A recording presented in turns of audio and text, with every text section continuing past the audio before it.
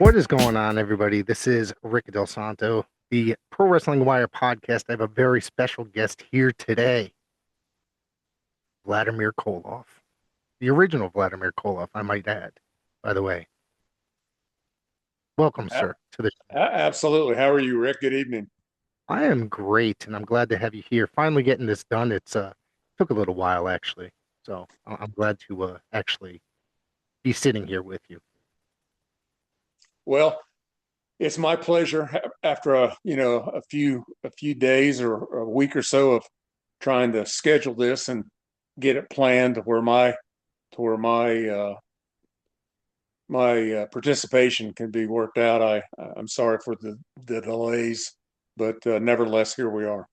Yeah, it wasn't just you. I got sick as well, so you know we got through it though.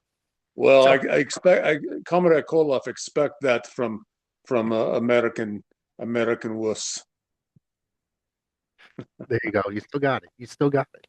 No, Let's talk no, about I no, no, your I don't. career. It's gone. Let's talk about your career. You did something.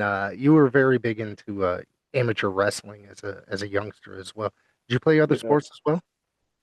Yeah, I did the whole as growing up. I did the whole gamut of Midwestern sport. I grew up in Central Indiana, and obviously wrestling. I started in third grade in a club out of a necessity to defend myself from the onslaught of daily attacks from my older brother when he would come home from middle school wrestling practice. So my mother instinctively enrolled me in a club, but she didn't know that by the time I was in eighth grade and he was a senior, I was whipping his ass.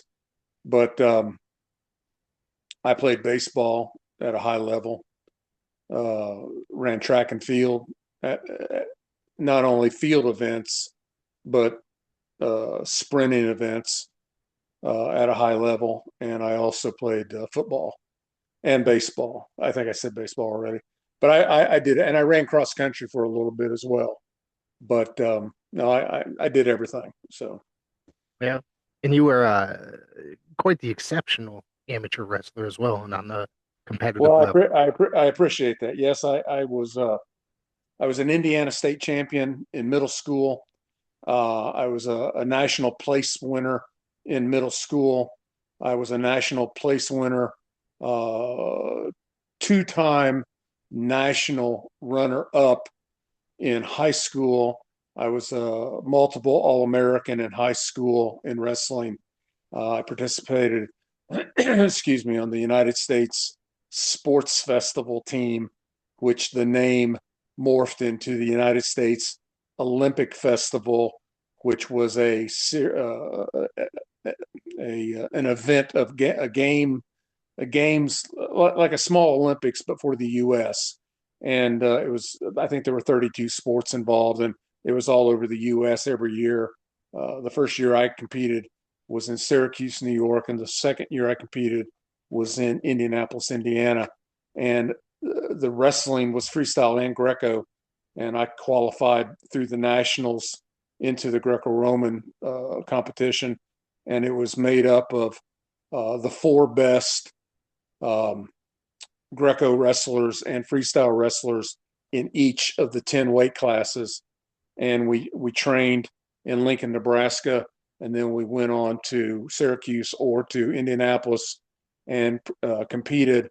And then after that competition, we had the option to stay in training in Colorado Springs at the United States Olympic Training Center in the what was called the Olympic 200 developmental program for high school wrestlers to develop into Olympic caliber representatives for the U.S. If you could qualify when you became older. And so I did that, and then I was twice on the national on the age groups back then. They had a name assigned to each age group, and the age group that I was in was elite, and that did not mean that everybody was elite in scope. It just meant that was the age group, and it was Mhm. 16 to 18, and I made the elite United States national team twice. And the first year we were in Budapest, Hungary, and the second year we were in Bucharest, Romania, and we wrestled not only the Romanians but three other national teams. And then in Hungary, we wrestled the Hungarians and three other national teams. So I did that, and that was my international competitions, as well as a few in the United States. But then in very proficient in high school as well, three-time All-State, um, once state runner-up, always a state place winner in high school, et cetera, et cetera. Multiple Division I scholarship offers, um, out of several personal and family related issues, opted out of D1 wrestling, and just took another path. So yes, that was my amateur career. Wow, it's I'm kind of left speechless. All those accolades Hey, that you. no. Listen, there's, I was nowhere near um, a Brad Rangans. I was nowhere near a Kurt Angle from Clarion State. I Right. was nowhere near a Scott Recksteiner or Bob Recksteiner of the University of Michigan, who were just a little bit older than me. Rangans was much older than me. Obviously, Angle was much younger than me. Bobby Lashley, much younger than me. Sheldon Benjamin, a lot younger than me, et cetera, et cetera. But you know, I was okay. So Uh, how did you get interested in the world of professional wrestling? as an amateur, I it wasn't a disdain for the business. I Hmm. just, as an amateur, it's always like you, you you were taught that it was a work, and if you really wanted to do something, go on the mat and see who could pin the other guy the fastest, or each other the fastest, or what have you. But I never really had a a a desire to turn pro, other than when I'd gotten out of college and I was working the so-called 9 to 5, which was really not. It was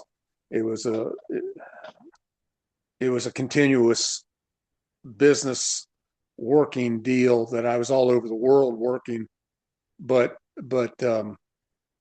by out of coincidence, I had sat next to Ivan Koloff, the man who became my uncle later in years.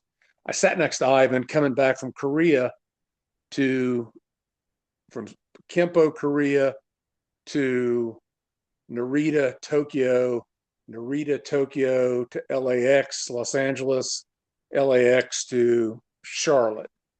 And I sat next to Ivan coincidentally in every one of those legs. So Hmm. I had, even when we changed planes in Narita and even when we changed planes in LAX, um, we were seated next to each other. And so I had his ear, and it was fascinating talking to him. And I later found out that he was fascinated by my career as an amateur and things that I had done in my life up to that point. Um, one of which um, later became, or one of which prior to that was that I had sold, or excuse me, that I raised registered Texas Longhorn cattle, and I had subsequently sold a number of cows, female cattle, a number of cows, and a couple of their calves, and a young bull to a gentleman who became a very, very, very dear friend of mine, professional wrestling legend, Andre the Giant Rusumov. Andre's farm was about 3 hours from me, 2.5, 3 hours from me, southeast of me. And he and Frenchie and Jackie were the trusted confidants of Andre's. that took care of his home, his beautiful Frank Lloyd Wright architecture type, what we called the tree house, because there was actually a tree growing in the middle of it. I don't know if you can see the background of my big den here. There's a ceiling fan there, and Yep. then there's one way back in the back with a light on by my fireplace, and then there's one right up there. Okay. And so, like right in the middle of this room, which Andre's was like 20 feet tall, there was a place in the ground, and there was a tree growing up through it. So they called it the tree house, but nevertheless, so Andre and Frenchie and Jackie and Andre came up here in '87 and bought cattle, and my family, we never made a fuss over Andre, because we wanted him. We never asked for anything. We never asked for a shirt, a T-shirt, an autograph, nothing, a photograph. Now there is a photo here in the house somewhere that my mom had, and she's 5'2", standing next to Andre out in the driveway. They had a red and silver high top. I think it was a high top Econoline Ford van, and that's what they traveled in. But my mom, there's a photograph of my mom and Andre, and I think that was the only photo that we had ever taken with him, because we didn't want him to feel that we were overwhelmed or enamored with his profession and the name. We wanted him to know that we were sincere and genuine as to him being a man that was interested in my cattle. Right. So we developed a friendship. So when I got out, so back to your original question, when I decided I was going to leave the corporate sector, which I despised, I despised the 9 to 5. I despised doing things, and some superior of mine who was inferior in scope would get the credit, and I went for my work. I said, well, I'm going to get out, and I'm going to use my athletic ability to make a living. And like I said, in elementary school, middle school, high school, and college, I was a tremendous athlete. I just saw today at the local Wally World, I saw my high school assistant principal, who was instrumental in keeping me out of trouble. We were talking to, I was talking to the store manager at Wally World, who's a dear friend of mine. And my high school assistant principal said, he said to the store manager, he said, I don't know if you knew, but when Carl was in school, he didn't play football, but he was so fast and big and lanky and racy, so to speak, body wise, that I even had Division I scholarship offers for football, and I only had played football when I was a freshman. Hmm. So it was just based on the athletic ability. But so based on the athletic ability, I said, I'm going to make some money with my athletic skills and talents. So I called Andre's phone number, which I had kept, or which I had from the cattle. And I asked French if I could talk to him. And he said, well, he's gone. He won't be home for 8-10 weeks, something like that. And I'm like, man, I can't wait that long. And so I told Frenchie what my plans were, what I wanted to do. And Frenchie said, now Frenchie, I don't know if you know who Frenchie was, but he was not an icon, but he was a very distinctive figure in Andre's protecting Andre. And he was a referee down in Florida. And there's a lot of stories of him, of his toughness, even though Frenchie was a very slight man. But so Frenchie said, well, he won't be home, blah, blah, blah. And so I told Frenchie what I wanted to do and blah, blah, blah. And so I told him that I knew Ivan kind of in passing from the airline flights from Korea to Charlotte, blah, blah, blah. And Frenchie said, well, just call Ivan and see what he can do.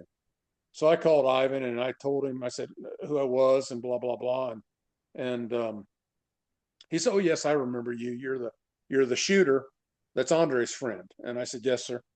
And he said, well, come down to our camp.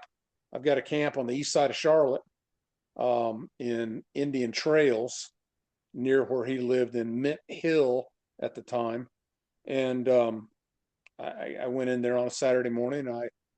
I had already back in the summer. I had shaved my head, as I did most summers, just because it was so damn hot here in the Carolinas, and working on the farm. And I'd kind of grown a halfway beard, or goatee type facial thing. And I walked into the camp, and all the boys that were in the ring, there were 6, 7, 8 boys in the ring, and Ivan, they all turned and looked, and they said, "Oh my God, you look like Nikita, big time." Now this was in 90, I think it was. So that's 25, 35, 35 years ago, where we're sitting. Yeah, about 35 years ago. So, I was much leaner, not not gray and white as I am now in the beard. And so Ivan was like, "Holy smokes!" And he said, "Well, let's do a tryout." And I had been at the Olympic Training Center in Colorado Springs with many of the greats of the U.S. Olympic wrestling scene, and I thought, well, this tryout can't be that hard. And excuse me, it was just some Hindu squats and some push-ups and et cetera, et cetera. And so I paid my tuition, and I started training. Well, then about 4 or 5 days later, there was about a 6'1" or 6 foot, yeah, about 6'1", 240 pound, curly blonde hair, long blonde hair guy in the ring that was helping Ivan train. And that was Jackie Fulton, of subsequently of the Fantastics. And Jackie and I hit it off immediately. But about, I don't know, 5, 6 days later, his brother, Bobby Fulton, of the original Fantastics with Tommy Rogers, showed up. And he was actually Ivan's partner in the wrestling school there on the east side of Charlotte. And so when he came into the building and saw me in the ring, obviously Ivan had smartened him up to what was going on, that I had come there and blah, blah, blah. Bobby comes in, and first thing he said was, "Oh my God, it's Carl Koloff," pointing at me up in the ring. And I'm thinking, Carl Koloff, Carl's a German name of origin, and it just doesn't go with Koloff, blah, blah, blah. And I didn't think anything of it. And so then later that day, Ivan came to me and said, "We want to make you a Koloff." Ivan came to me and said, "We want to make you a Koloff." So I'm like, "All right." And he said, "Yeah, we want you to pick a first name." Oh, I said, no, I'm sorry. I said, "I'm not really thrilled about Carl as my first, as my gimmick name. Because that's my given name." And so he said, "Well, you come up with something." So, I just kind of remembered, the teachings of world history, and Nikita Khrushchev was the premier of the Soviet Union, and Nikita Koloff was already established as a superstar with Jim Crockett Promotions. And then I thought, well, who was the father of communism? It was Lenin, and it was Trotsky. And I thought, well, I'll take Vladimir Lenin, and I'll use Vladimir, because Ivan was after Ivan the Terrible, or Ivan the Great, or whatever. So that's how I got Vladimir, and then that's how I turned. It was just, I wanted to become pro to make money. I couldn't get Andre to train me because he was still overseas. And if Andre had trained me, I don't know that I would ever become a Koloff. Right. So it was like I diverted each step of the way.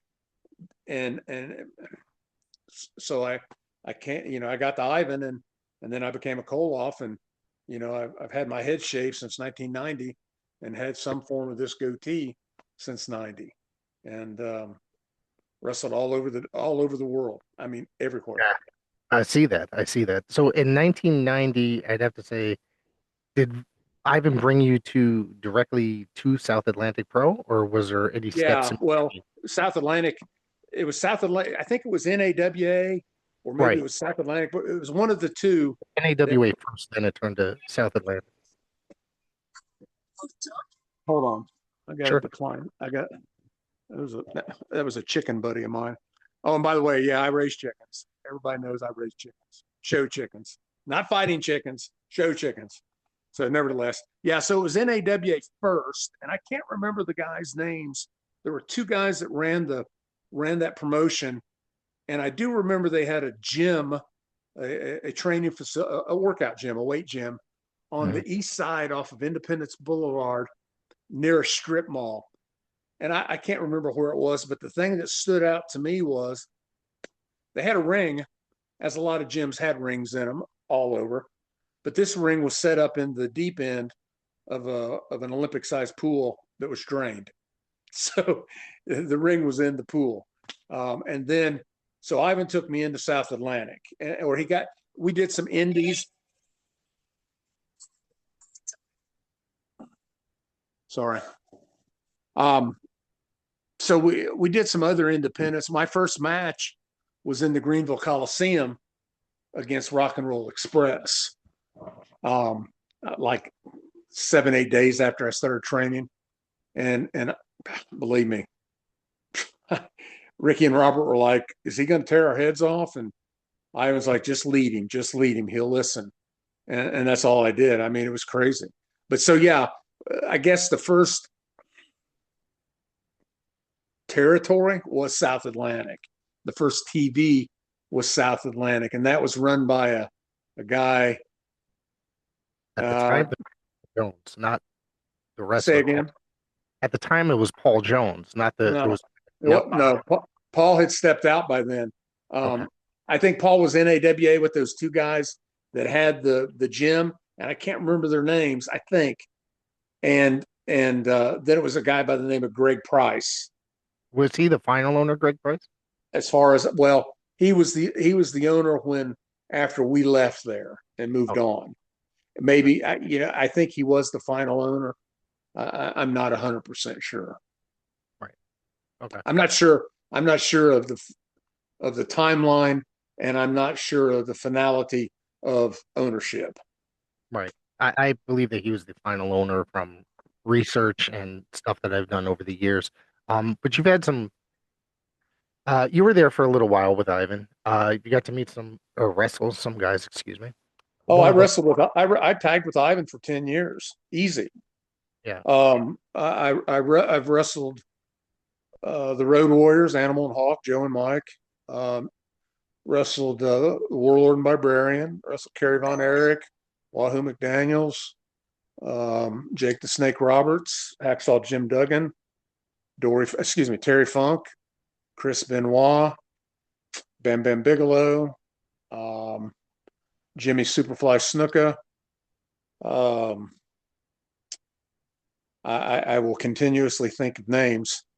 Brutus the Barber Beefcake, Steve Kern as Doink, Stan Lane as the Fabulous Ones, and as Midnight Express. Um, Opposite sides of the ring with Cornette managing Lane, um, the Fantastics. Um, I'm just drawing a blank. Andre, Ronnie Garvin, Jimmy Garvin, um, Kerry. I think I said Kerry already. Lance Von Erich, Dusty Wolf, who was the as they call him now, talent enhancement for WWF. Yeah. I He's called Dusty the journeyman of pro wrestling. He was an incredible worker yep. with incredible knowledge. Did a lot of overseas stuff with him. Wrestled Rick Santana, Vic Steamboat, Rip Rogers, Kamala, the Uganda, Sugar Bear Harris. Um, Let me think, who else? Demolition Axe, never wrestled Darso, never wrestled Smash, but I'll see. Funny thing, I will see. Today is Tuesday. Day after tomorrow is Thanksgiving, and then on Friday, I'm sorry, on Saturday of this week, I will see for the first time in my career, I will see Demolition Smash Barry Darso, Crusher Khrushchev, who was actually in the slot with Ivan and Nikita that I kind of filled after Nikita had split and Ivan had gotten released from Crockett, and Nikita stayed with Crockett through the subsequent buyout or taking over by Turner Broadcasting. And Right. so then, so I was the next nephew to Ivan, and Crusher had gone up obviously to work in the New York territory as a Smash.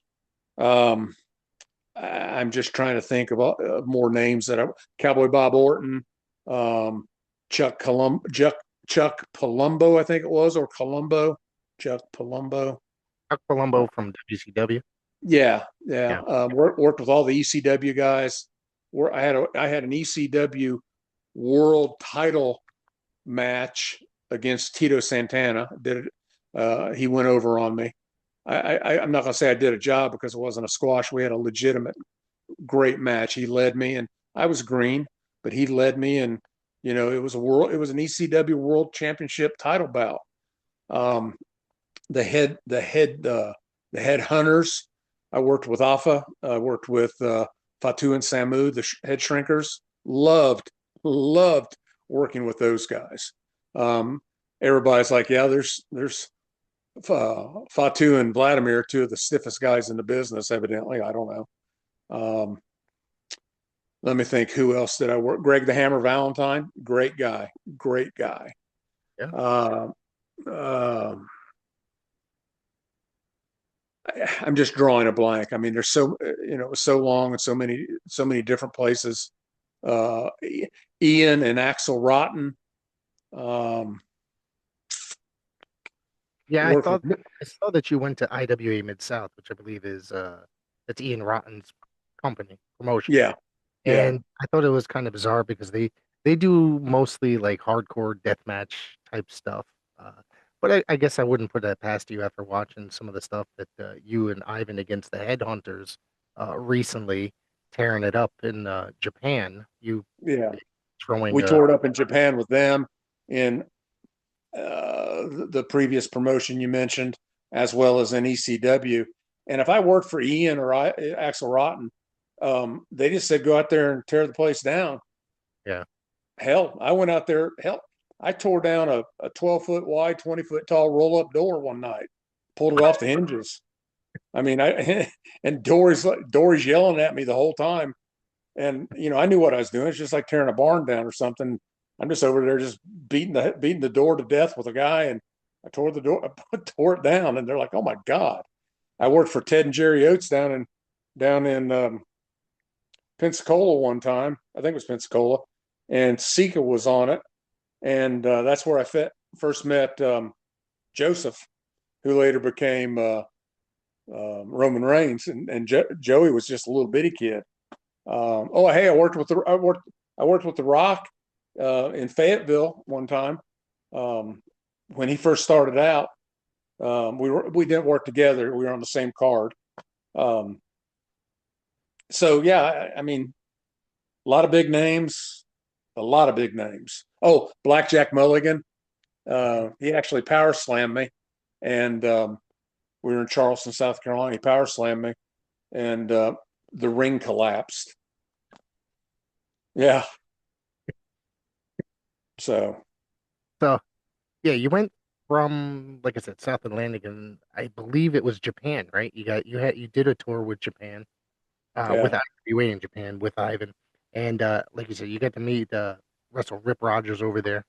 yeah. And Rip Rogers, Ricky Santana, Vic yep, Steamboat, Steamboat. Mr. Pogo, and a couple of the top Japanese talents' names. And I can't remember one of the guys that worked for that promotion was a Japanese guy, and he bleached his hair blonde. I can't remember his name. Um, I think we were there 2 weeks or something, and Mhm. I just can't remember all the guys' names, all the Right, Japanese guys' names. right. What was it like working with Vic Steamboat? It's not a name you hear often anymore, which is a shame because he's not very public these days. I haven't seen him since that tour, and Yeah, but he was, from what I recall, he was very light. I mean, it wasn't anything stiff or you know abrasive or anything of that nature. And we did what the promotion wanted, and I think the promoter was Victor Quinones. He was the he was the U.S. side, and I don't know who the Japanese side was. But yeah, Vic was. I think I worked him 2 or 3 times. Made the the Japanese magazines came out once a week, and there were 3 or 4 of them. Made all those magazines several times. With one in particular, Vic was giving me a really nice drop kick, and one of those photographs made it in there, which I was kind of proud of. Worked the Headhunters over there at Budokan, and that was a hell of a match. I think that's what you showed clips of. I think. the clip that it looked like you tore one of the benches off and threw Yeah, it at one of them. yeah. I could. I mean, there wasn't anything I couldn't tear up. I mean, it's just, you know, hell. Right, I was 6'2", 185 pounds in eighth grade. You know, I'm 6'2", 300 pounds now. So right, right. Of course, then you guys went to Smoky Mountain and competed yeah, in we the did. title We did. tournament. Well, we did some other. We did ECW after that, and I Mhm. loved ECW. I worked Stan Hansen, Tito Santana, worked Road Warrior Hawk up there. We worked the Headhunters up there. I did a match. I went over on Sandman. Um, we did a squash match, and I can't remember the guys' names. There's two small guys. Um, I can't remember their names. And that One of them video, I know I saw was Glenn Osborne. He wore face paint and Herb Rosento or something like that. yeah, he was supposedly Portuguese or something. Yeah, he's very small. Yeah, Yeah, he was very small. I actually didn't like working him because he was so small. It it just didn't feel right to me. Um, I remember one time we're standing at the curtain, and I'm working Hanson, and Ivan comes up to me and he says, "Be careful." And I looked at him and I'm like, "What the hell are you saying?" He's never said "be careful" to me before. And I said, "What do you mean?" And he said, "Well, he can't see." And I said, "Well, who the hell can't see?" And he said, "Stan." He said, "When he takes those glasses off, he can't see." And so he said, when he calls the lariat or the clothesline, he said, "You better duck because he'll rip your head off." Well, I didn't mind. I mean, I liked it. Hell, I took Warlord's. I took Warlord's clothesline, and that was like running into a literally. Terry was like running into a Mack truck. Oh yeah, so I worked Salvador Balomo up there as well. He was a hoot. I mean, a hoot. Um, I worked in Herb Abrams UWF. I worked Pistol that's Pez Watley, and Pez was awesome. He led me. It was great. I mean, it was just great. So yeah, um, I don't remember. You were asking about Vic. It was easy with Vic. Yeah, yeah. yeah. And And Ricky Santana was called. He was called Ice. He was called Ricky Santana, and he was also called the Iceman over there as well. okay, that was him. Okay, Yeah. yeah, I came across that, but I didn't. I wasn't sure who that was. I didn't really. Are we still are we kayfabing? No, not by any stretch. Doesn't kayfabe work at the truck stop on Route 10? Isn't she a waitress? So, what were your impressions of working Smoky Mountain and Jim Cornette and stuff? um, Cornette was living in Charlotte at the time. Okay. Stan Lane had become one of my very best friends. He and I ran the roads together. Subsequently, we morphed into another gig that I'll talk about later. Um, that he and I both used our personalities in that gig. But we are at Ivan's training camp, and one day I get there, and they are setting up another ring behind the building, outside the building. They're setting another ring up on the ground. And I'm thinking, well, this is kind of peculiar. I couldn't understand what they're doing. And so then Cornette pulls up, and I had never met Jim, but I knew who he was. And he introduces himself and kind of looks me up and down and blah, blah, blah. Well, and he gets into the trunk of his car and he pulls out some ring aprons. Well, the ring aprons, if I recall correctly, said Smoky Mountain on them. And I think they were test fitting them to the ring and the canvas to the ring that was going to be used subsequently in the new Smoky Mountain territory. Well, I really didn't put it together at the time because I was not knowledgeable or green or was not informed adequately. But Ivan and I were to become the Smoky Mountain heel tag team, because Lane had not procured a partner and he was still doing he started off doing singles over there. And so we started working for Cornette vis-a-vis Bobby Fulton's Big Time Wrestling, which was, we did matches all over the Southeast and Ohio for Big Time Wrestling Bobby Fulton. And then when Smoky Mountain came around, the Fantastics were the first babyface tag team, and then we were the first heel tag team, and we had already wrestled the Fantastics dozens of times all over the Southeast and Ohio. So we had a match, and we were comfortable with each other working a match, and Bobby was comfortable knowing that he could lay the punches in as hard as he wanted, and know that we weren't going to lay him in as hard as we wanted, and we would make the Fantastic shine, and to ultimately the demise of me and Ivan eventually, contractually with Cornette. But working the towns for Cornette was great because Jim, in my opinion, you can't get a cup of coffee with it, but Jim is the greatest wrestling mind and promoter of all time, with every variable included. Or what I'm saying? There's other great promoters. There, P.T. Barnum, there's other great minds, Albert Einstein. There's other great wrestlers. Dick the Bruiser, superstar Billy Graham. But if you're going to put all that together and create a bionic man, that would be Cornette. And he can still tell you to this day what houses drew 40 years ago. Yes. Which is, he's not a savant. He's not handicapped mentally in any stretch, but it's just, but so we were let go by Smokey. And I think the reason we were let go was because of me, because of something that happened in another territory. And that territory was going to use the videotapes of Cornette's Smoky Mountain in their territory on their little TV station they had.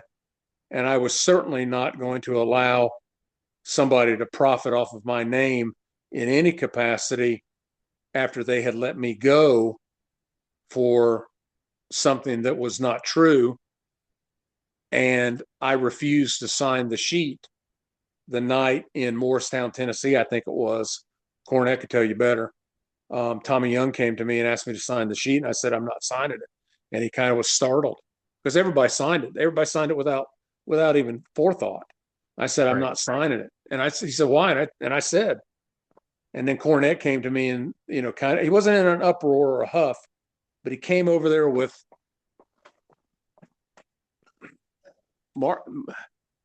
Killer Cox or Mark Cox or something like that.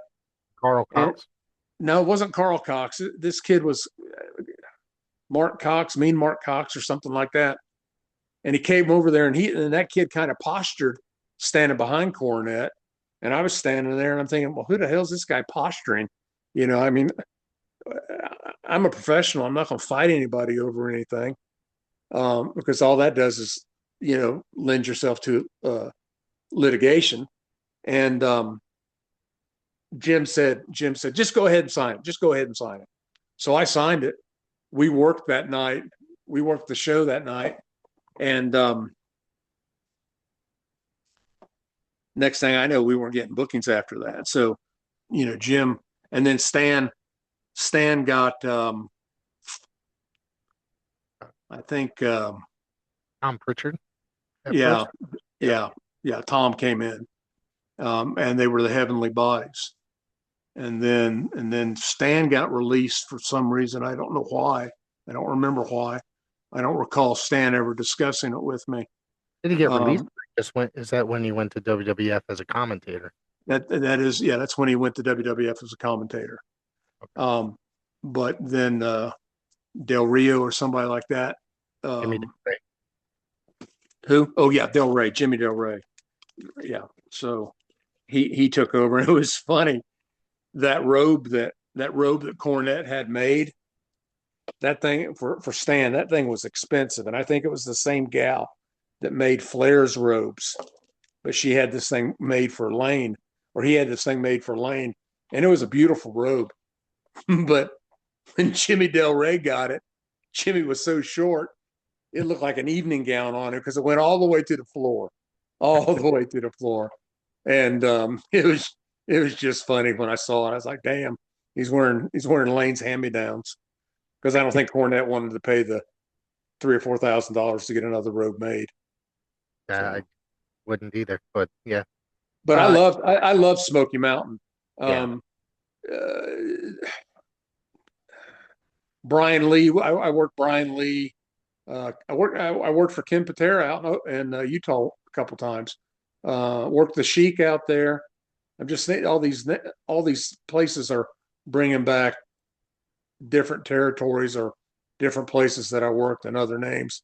I remember we were in the Knoxville Coliseum, and this guy came up in the elevator, and Ivan and I are in the elevator, and Ivan is Ivan's WWF World Champion. Bottom line, Yep. bottom line. I don't care how long he held the belt. I don't care who he dropped the belt to. I don't care who um, came behind him. He beat Bruno Sammartino, and somebody saw enough in the man to put the strap on him, and that's the way it is. So we're in the elevator going up in the Coliseum to do, I don't know what we're doing, something. And this kid's in there, and he's all dressed. He's got all his stuff on, and he's got the same exact outfit as Bret Hart does. The pink and black and white boots, and it's Bob Holly. And I'm like, okay, whatever. And I'm looking down, I'm looking over him, and I'm thinking, I couldn't figure out who this guy was. And Dutch Mantel is in the elevator, and he looks at me. I'd never seen the guy a day in my life, ever. Never met him, never spoke to him, never saw him on any of the championship wrestling I watched as a kid growing up in Indiana. And Dutch says to me, he grabbed his beard and he said, I don't like you. And I'm like, okay, that's good. I'm like, what's this all about? I mean, is he trying to get over on me in the little territory before? I just never understood that. And after all, it is a work. Right. It wasn't like we were at weigh-ins in Lincoln, Nebraska, at the Bob Devaney Sports Center, at the University of Nebraska, weighing in for the Grand National Wrestling Tournament. And a guy behind you, I don't like you, I'm gonna kick your ass tonight on the mat. I just never could understand why Dutch said that, and he had never met me. So, nevertheless, That's so that was Smoky Mountain. But I liked, we ran Kentucky, Virginia, Tennessee, West Virginia. I don't think I worked for him in North Carolina any. I don't recall them working in North Carolina. But we did the Knoxville Civic Center, or excuse me, the Knoxville Arena, where the Knoxville Cherokees, the IHL or ECHL hockey team played, and that's I met that I met the girl, the only girl to ever play in the NHL. She played for the Tampa Bay Lightning as a goalie. Her name was Mayon Rayon, and she played in Knoxville. I met her over there. So that was a little bit of a side note. So you mentioned working Herb Abrams' UWF, which is, still to this day, oh, a lot of people talk about it. I watched it as a kid. Well, I wouldn't even say I was a kid. I was in high school. It was on TV Saturdays. Yeah, I yeah, watched at that time period. I watched any wrestling that came on TV. You know, um, obviously you mentioned earlier meeting Pistol Pez Watley. yeah. Did you have any interactions with Herb himself? Everybody's got a story, so Yeah. I gotta figure out how I'm gonna give this delivery. we're on set. Everybody has heard a Herb story about the excesses in his life. Yes. Um, we get to Spartanburg, South Carolina. It's either Spartanburg. We did Spartanburg, Greenville, and Gastonia for them. And I want to say it was Spartanburg. It was Ivan and myself. And Pez was on the show. I want to say Boogie Woogie was on the show.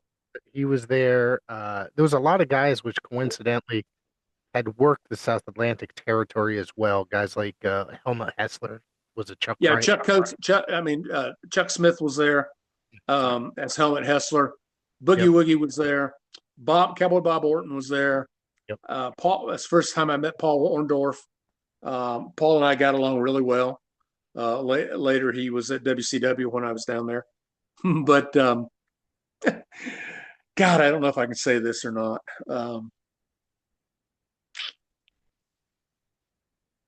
Two of the aforementioned superstars, we walk into the dressing room. Ivan's greeting everybody. Everybody's putting Ivan over real strong. Um, and I kind of walk off to the side to go find a bathroom.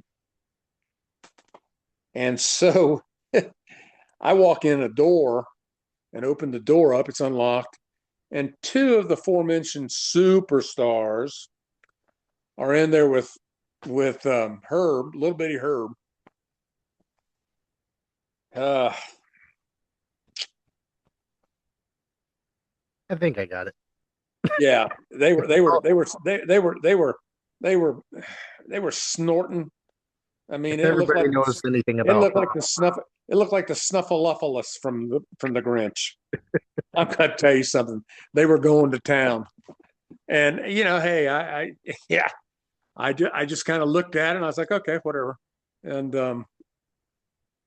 I guess it's kind of like when I want to say it was Dusty Wolf walked in on Lanny Poffo and somebody else doing a crisscross with each other. And I'll leave that to your imagination. I think it was Dusty told me that story. So, or maybe it was Leo Burke, Leo the Beast. I worked with Leo and the kid they called Kurgan, the Canadian Giant. I worked them Yep. overseas, in India, blah blah blah. But yeah, so I will say one thing. You didn't have to You did not have to haggle with Herb about the money. It Really. was always there. It was always cash. He had no issue with that. And I think because, I don't know where he got it from. I heard that he had inherited, a lot of money. I don't know. I wasn't there at the probate distribution of somebody's estate, but Herb was Herb, and he was he was very eccentric. Yes. Yeah. and That's not was not shy to share in the indulgence either.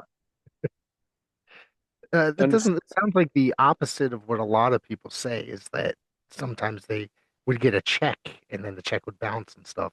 from Herb, Yeah, no, I never got a check. I got paid cash always. interesting. Now Um, one of the forementioned, and I mean forementioned mhm. promoters that I worked for still owes me money.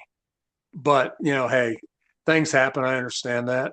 So, nevertheless, What about you did mention off here prior conversation that we had not too long ago, and I saw online you did work some WCW for a little while. I yeah, saw I was with WCW for about a year. okay. Um, Ivan and I we went to Anderson, South Carolina, and they were doing TV in Anderson. So I went down there to meet Dusty, and um, it was kind of an odd situation because Doug Dillinger, who never laced a pair of boots up a day in his life, was working the quote unquote security for WCW. And so we go in the back, and Doug meets us, and I'm behind Ivan. Ivan's out front, and Doug won't let us in. And I'm thinking, well, who the hell's this son of a bitch not letting Ivan Koloff into a damn dressing room or the backstage area at an event? This is Ivan Koloff. Doug Dillinger was a stooge, a mark, a snitch for the Charlotte Police Department, who just happened to, be in the right place when Turner bought Crockett out and got him a job and blah blah blah. So we finally got to meet with Dusty, and Dusty came out and put a little show on for us and blah blah blah with the voice and all that shit. And it basically said he had no interest in using me. But that was because I feel that somebody had Dusty's ear that did not want me to utilize the Koloff name in WCW. And I'm not going to get into that. But subsequently, we went back down to Atlanta because Ole had the book. And somehow Ole contacted Ivan and said, "Hey, come down here to." No, no, no, no. I know exactly what it was. No, I'm sorry. Ole had the book. Ivan got booked on Slamboree, one of the Legends deals at the I, old Omni. yeah, And they I'm going to led tell, reunion thing they used to do for the first couple years. yes, wrestling reunion or something like that. And so Ivan was on that card. Harley was there. Sting was there. That's where I first met Sting. Sid was there. Kevin Nash was there. Might have Everybody been was.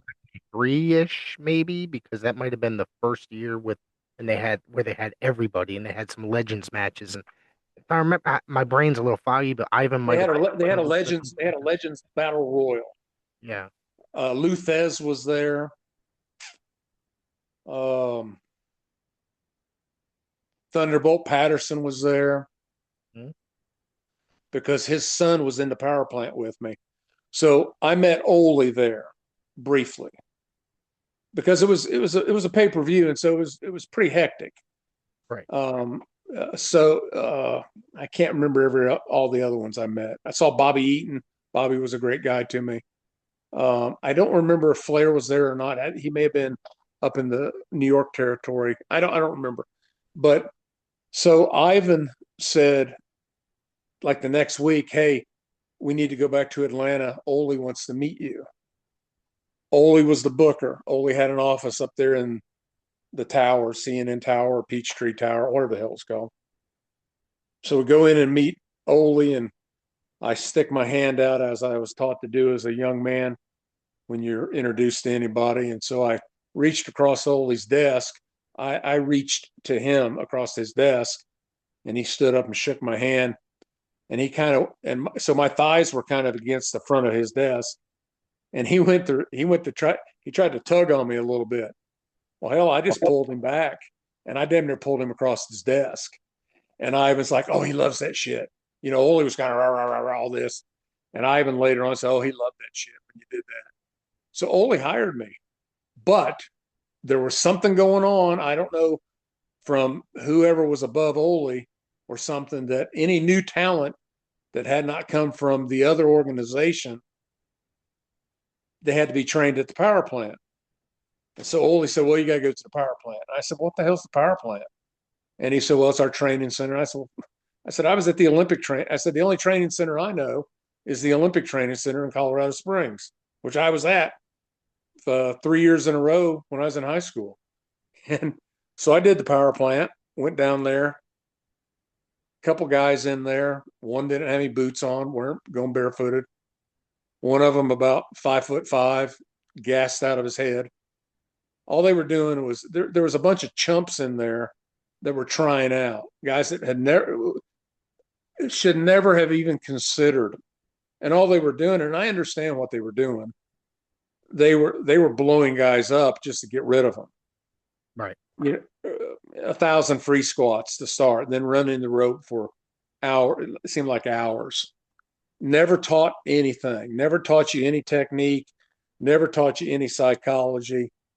Greg Gagne came down there a couple times and said, hey, I've heard of you through a friend of mine by the name of Brad Rangans, because Brad was a Olympic, placed fourth in the 76 Olympics, and I think in the 75 or 77 Worlds, he placed third in Greco. And it was unheard of in Greco for an American at that time to place. It was all Soviet Union or Soviet bloc in Greco. But Greg came down there and he was working with the office in some capacity. I don't know what. And he was great to me. Just professional, hospitable, just really a top-notch guy. And then Jody Hamilton came down there. And I knew who Jody was because I had talked to him originally when I wanted to get into the business, after I had talked to Frenchie and found out Andre wasn't going to be home. So I called WCW. I made some calls to directory assistants and Turner Broadcasting and WTBS, and I got in touch with Jody Hamilton. And so Jody came down there to the power plant, had a nice long discussion with him, blah, blah, blah, and, you know, et cetera, et cetera, et cetera. And I was still doing these things, and I was still making independent shots on the Fridays and Saturdays, doing what I could, living in a hotel down there in Atlanta by myself, still traveling, making independent shots with Ivan, catching up with him in Virginia, Connecticut, Pennsylvania, St. Louis, Las Vegas, wherever we had to go. And so I did a house show in Charlotte with the A team. It was Rude, Sting. I want to say Flair was on the card, but I'm not positive. Arn, Tully, Lex. No, Lex wasn't, because Lex was on the WWF card one time when I was with them, did a tryout with them. It was just the A team of WCW. And so I wrestled in Charlotte at the Coliseum where the Hornets played basketball. I wrestled that guy by the name of Van Hammer. Yep. Big, tall, lean, racy, crazy, bushy blonde hair. He looked like Sammy Hagar. Yeah, did a Sammy Hagar rock and roll gimmick, but he was huge. He was 6'6". He was a big guy, and he was put together. He was built like a Greek god. I'm going to tell you, this kid was put together. This guy was put together. And so Grizzly Smith. Oh, by the way, I wrestled Jake the Snake in Oklahoma City one time, but Grizzly Smith was the road agent, or he was the road agent on the card, and just as nice as could be to me, Grizz was. And I don't know if it was just because he was nice to me, because I was not boisterous at the time, I wasn't over the top, or it was the respect for Ivan and maybe he knew, I just don't know. But nevertheless, Grizz was good to me, contrary to the horrific stories that I have heard. So I did we're standing there, and Van Hammer's standing there with me, and Grizz looked at him and said, "You boys are working each other." And Grizz, I was big. I mean, I was a big, thick guy. And Grizz looked at Hammer and said, "You think you can get him up and do your finish?" Which his finish was a slingshot suplex off the, he'd pick me up and bounce me off the top rope, my legs off the top rope and bring me back. And he said, "Yeah, I can get him up." Well, he did. He got me up and I went up for him and we did his finish and 1, 2, 3 and blah, blah, blah. And, you know, I just, nothing ever happened and I still had to eat. I mean, I still had other commitments with independence and I never got a call back from him, so, nobody gave me heads up either way. And shortly after that, no, no, no, we were back doing TV. We went to center stage and there was a kid, big ass kid. He was the bodyguard for Diamond Dallas. And I want to say his name was Max Muscle or something like that. Sounds familiar. Yeah, He yeah. was big. I mean, he was huge. He was my training partner in my workout partner in the power plant. Um, they all the other guys that were in the power plant, none of them, they didn't invite any of them um, to center stage for the TV taping. So me and the kid from Baltimore, Max Payne or Max Muscle, we get there and we're met by Doug Dillinger, and so we go to the back and we're going to the back, and he said, "Oh, no, no, no, no." He said, "You two got to go up there and sit up there in those top seats up there in the studio with all the fans with the marks." And so we're sitting up there and everybody's looking around and they think that I'm the other nephew. Okay. Nikita, they think I'm Nikita. And they're all saying, "Why is Nikita up here?" Blah, blah, blah, blah, blah. And I said to myself, I said, "Fuck this." I said, I'm not gonna be subjected to this. I'm not gonna be treated by a guy that's a snitch for the police department as some kind of damn hell. I'd already been in the business 2 years on the road with Ivan Koloff, regardless of his past, regardless of the man's demons. And not a single one of us don't have those. I mean, all of us have that. You know what I'm Right. saying? Yeah. So for them to put me up there in those seats to watch the matches like a mark, I got up and left. I left center stage. I got in my black Nissan Maxima that I had at the time, and I drove back to the hotel. I never heard back from them ever, ever. But right after that, I mean, like 2 or 3 days. See, Bischoff was there. I saw Bischoff down there at center stage, and he was talking to Barry Windham about what I have no idea. But I saw Bischoff. That was the first time I saw him. But Stan Lane had told me about who Bischoff was and about how Bischoff got into the AWA by being a quote unquote coffee boy for Vern or errand boy Right. for Vern. And he was selling ninja suits and David Carradine Kung Fu Master Death Stars out of the trunk of his car and shit. And he got into AWA that way and then got into WCW and weeded them all out and then got the book and then everybody got fired. And so that was just shortly after I was with Ole. And Ole got fired and then Bischoff came in. So obviously Eric Bischoff had different plans for the direction of WCW.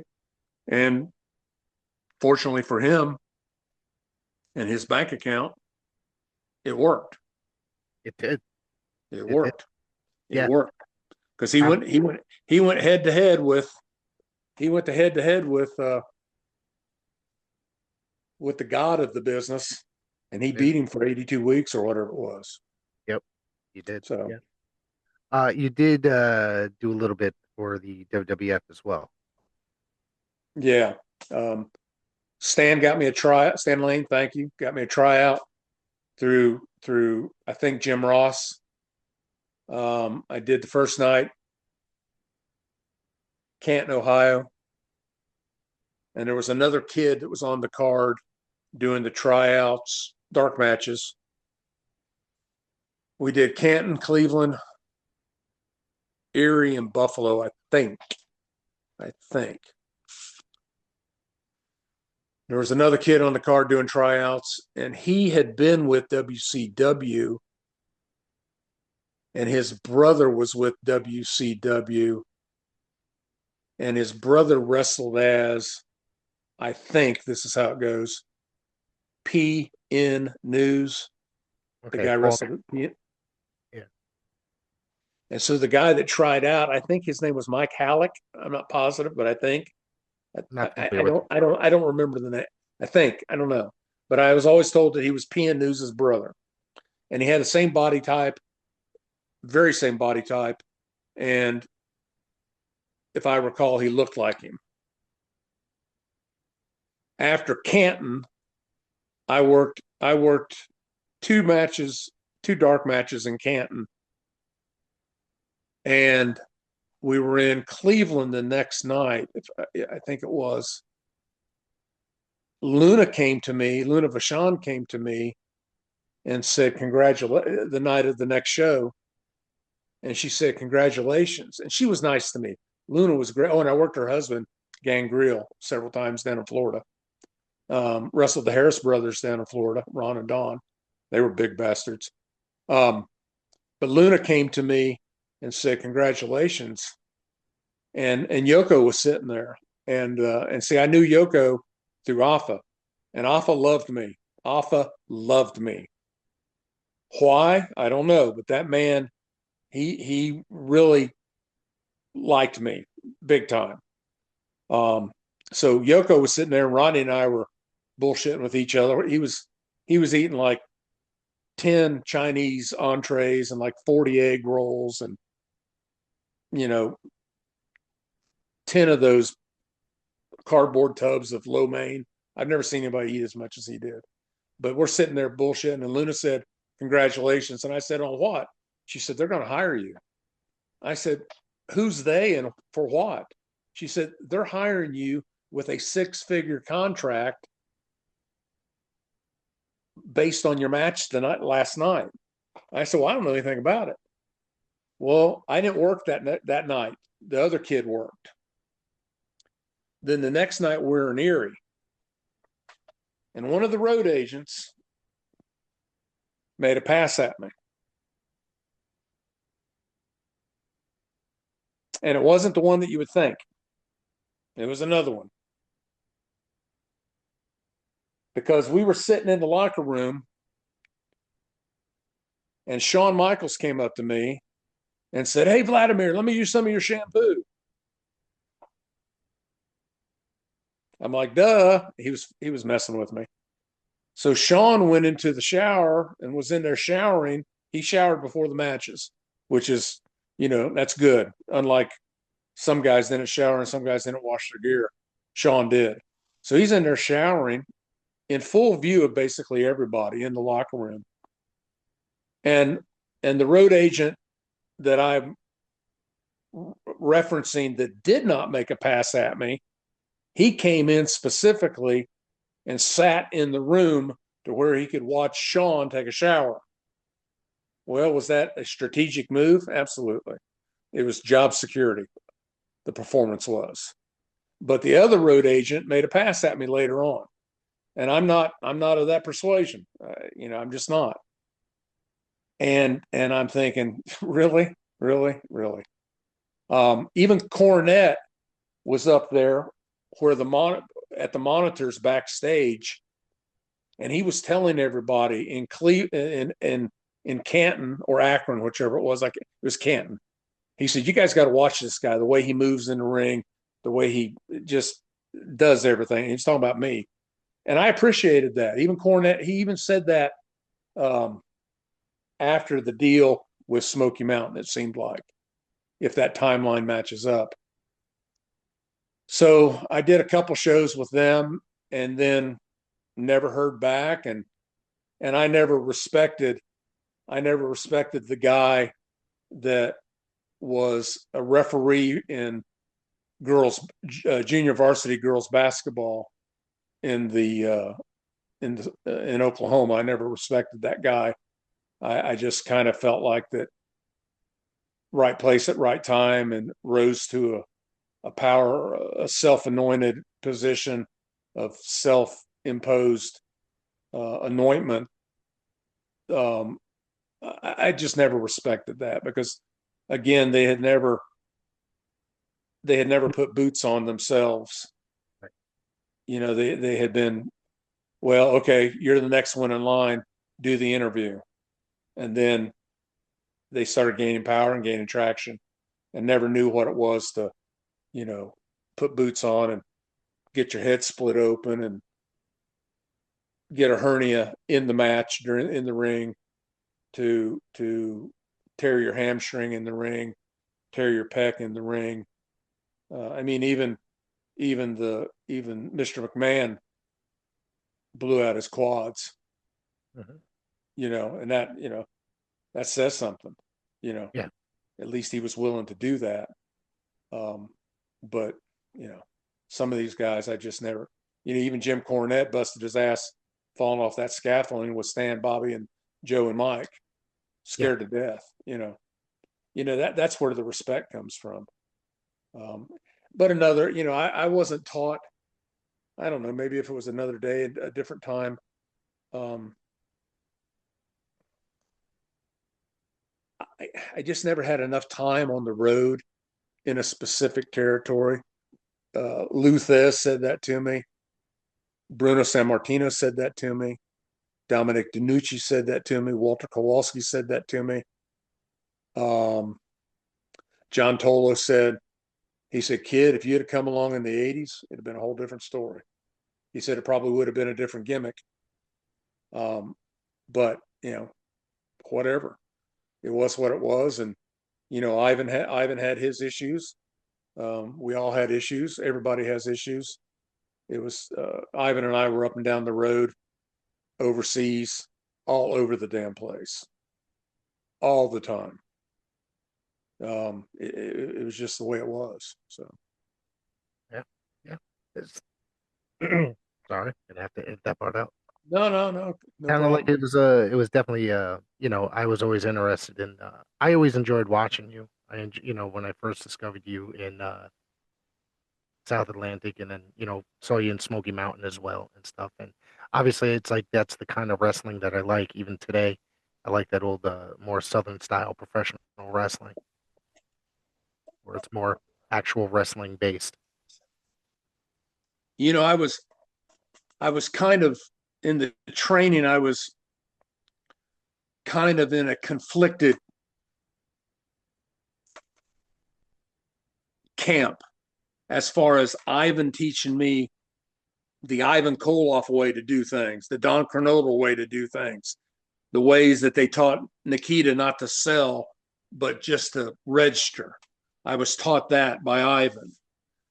But then it was conflicted by the guy that we were working for in the beginning, Bobby Fulton, to where Bobby wanted me to sell like hell for him. Bobby was small in stature. He could move like I mean, he was fast, but if you locked up with him and he felt any type of pressure, he was screaming, screaming. But then on the other hand, he wanted to lay it in where you're like, damn, he just potatoed me. And then if you did anything with any degree of snugness, oh, he was going ballistic. I mean, it's like I worked Wahoo. I bet you I worked Wahoo 100 times, and the chief was top shelf. But I remember one time Ivan and I were working him and Jay Eagle, Chief Jay Eagle, and so Wahoo, he's chopping the hell out of me. I mean, he's laying them in. I've been chopped by a lot of people, and he hits me a couple times, and I'm thinking, this son of a bitch is laying them in on me. So I broke away from him, fought out of it. I went over to Ivan. And I said, that some bitch is hitting me. And Ivan said, hit him back. So I marched my big butt over there and I grabbed him and tossed him into the corner. And I hit him. I mean, I don't know if you can see how big my hands are. Yep. I wear a size 22 ring on this finger. Um, my Masonic, I'm a Freemason. I'm a Scottish Rite also, 32nd degree Freemason. My ring is a size 30, 22. So I reached, I had Wahoo.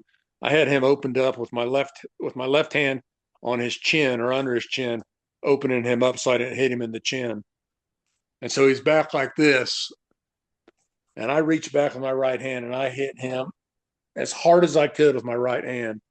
And it hurt my hand. I hit him so hard. And he came to Ivan afterwards and he said, don't ever let that overgrown nephew of yours hit me again. And Ivan said, well, then you don't hit him. So, yeah, but I like the chief. The chief was a good guy, real Yeah. good guy. Yeah. So now I want to know is what is Vladimir Koloff up to today? Uh, I own a small farm here in North Carolina where I live. I do not have cattle, specifically Texas Longhorns, anymore. I got out of that business about 10 years ago. I got really, really, really deathly sick. I contracted, I had septic staph infection and I went septic and I spent 38 days in the hospital. No, I'm sorry, back that up.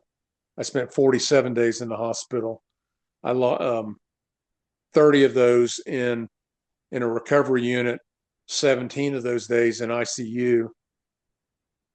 I lost the use of my left leg because I had a couple torn muscles in my left hip, iliopsoas and a piriforma, and that came from wrestling. But I had scar tissue in there, and evidently the sepsis had settled for whatever reason, I don't know, in that scar tissue, and it made the scar tissue bigger for some reason, and that impinged the use of from my left knee down is numb. Um, so I had to get out of the cattle business because I couldn't walk. I had to learn how to walk again. And if you see me walk now, I walk with a slightly abbreviated gait because of the left leg. I can't run. There's no way I could run. I just can't run because I can't lift the leg up. And then I had a farming accident um, about 8 years ago. I cut my right big toe off in a farming accident, had it surgically reattached. And then 10 weeks, 2 weeks after, 10 days, 2 weeks after that, my left Achilles tendon blew out totally. So I had to have it reconstructed. So I had casts on both legs for 12 weeks consecutively, which was a pain in the ass trying to navigate the farm and be on a roller and subsequently crutches and a walker and blah, blah, blah. So I still farm. I take care of my house, take care of my yard. I still have livestock. I have exhibition show chickens, which I have had since I was in second grade. I take care of my 88-year-old mother daily, who is a cancer survivor, a heart surgery survivor, an appendix gallbladder removal survivor, two broken hips, 9 weeks apart survivor, not from a fall, from a spontaneous fracture, shingles, cancer behind her right eye on optical nerve 4 and 5, the death of my younger brother, uh, all in the last 5 years. That's happened to her. Sorry to hear that. Yeah, thank you. And so I take care of her. Um, so yeah, my days are my days are full. I have been as of late, um, kind of coincidentally, uh, that our interview is basically on the eve of one of the largest. I think it's the largest in the country. I don't know of anything else bigger, other than maybe one of the big deals that the New York company runs now. But one of the biggest autograph appearance signings, et cetera, for professional wrestling, which is WrestleCade in Winston-Salem, North Carolina, which is 55 miles east of where I live. It's owned and operated by a young man by the name of Tracy Myers, who is an extremely successful automobile broker. Um, that event, WrestleCade, is coming up this coming Friday, Saturday, and Sunday with at least 200 legends, Hall of Famers, superstars, half a stars like me, up and coming, newcomers, wannabes, men, women, young ladies are going to be there signing autographs and doing photo opportunities. So I'll be doing that. But that has taken place because back in late May, early June, or excuse me, back in late March or early April, I was contacted by a sports memorabilia trading card promotion promoter to do a show in Tennessee about 5 hours from where I live. And I haven't done anything since I retired other than farm, and that's it. I made one wrestling appearance and I wrestled, and it was, I'm sorry, I've made two. Um, one of them was with Mo from Men on the Mission, Bobby, Yeah. who was a friend of mine. Mo and Mabel were friends of mine in my early career. I rode the roads with those boys a lot, um, up and down. That's where I was working for a promoter by the name of Clement Fields down in Charleston. And Bobby and Nell, Big Nell, Mabel were on the car, and I used to ride with those guys in that van. And I never forget about it. I came out of the van and smelled like Jerry Curl. And I'd give them hell. I said, Russians are not supposed to smell like Jerry Curl, comrade. But so I worked for Mo at a promotion in South Carolina. And then there was another promoter with him who lives very close to me. And that guy, his name is Chad Bird. And Chad, his live in significant other girlfriend is none other than Nicola Roberts' baby doll. So I worked for Chad on a show, 20 years ago, maybe. Um, at way after my retirement. And Ricky and Robert were on there. Warlord and Barbarian were on. No, Barbarian was on there. Magnum TA was there. Had a great conversation with Magnum. Um, I just can't remember everybody's on it. And I wrestled that night and going through, and I hadn't been in the ring in years, decades. And I tripped going through the ropes, damn near busted my ass, but I caught myself. But it was awful. I should never have taken the booking. Um, so I haven't worked any shows, and once I retired, I retired. I didn't do anything else. And so this promoter in Tennessee asked me to come over and do a signing, and I said, well, I really don't want to, and blah blah blah, and et cetera, et cetera. And he gave me a number, and I called a family member and said, hey, can you sit with mom over the weekend, and blah blah blah. And so it has morphed into more bookings than I can take now. Promotion, and I don't mean promoters like wrestling promoters. I just mean these card memorabilia deals. And Right. so it's just it's kind of great on one side, but then kind of distracting on the other, because I don't get as much done during the week on my farm or in my yard or in the house or anything else that I'm trying to conquer at the time, because I have to plan and make you know arrangements to be gone half the Right. day on Friday and all day on Saturday and sometimes half the day on Sunday when I'm coming home.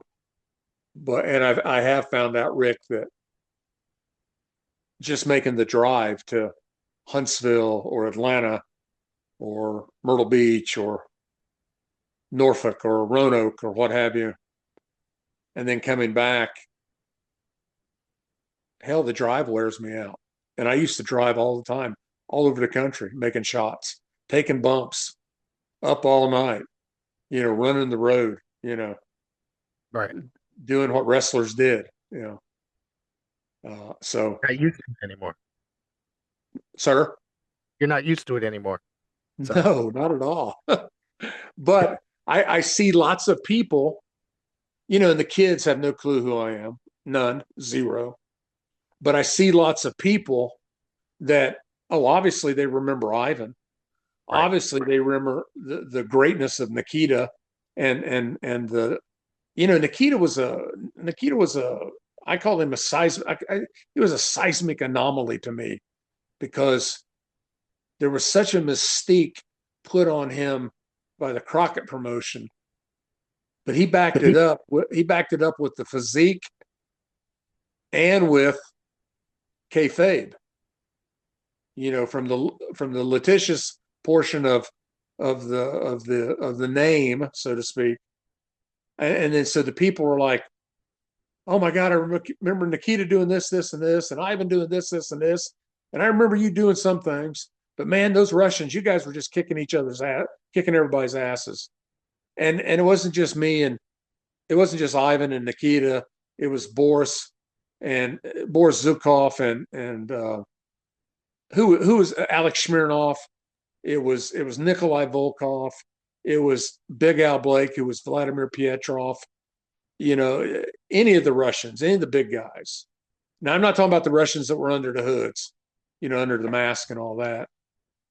Because there were a lot of those, and there's even one guy now that uses my name, my Vladimir Koloff name, down on the Gulf Coast, and he wears a mask and wears a hood and wears a bodysuit, and I've consulted with counsel in North Carolina, in Louisiana, and in Texas, and the counsel in Texas is a retired Supreme Court justice of Texas, and I have to prove that they're causing me financial damages, or this guy is, by using my name, and he's not making any money.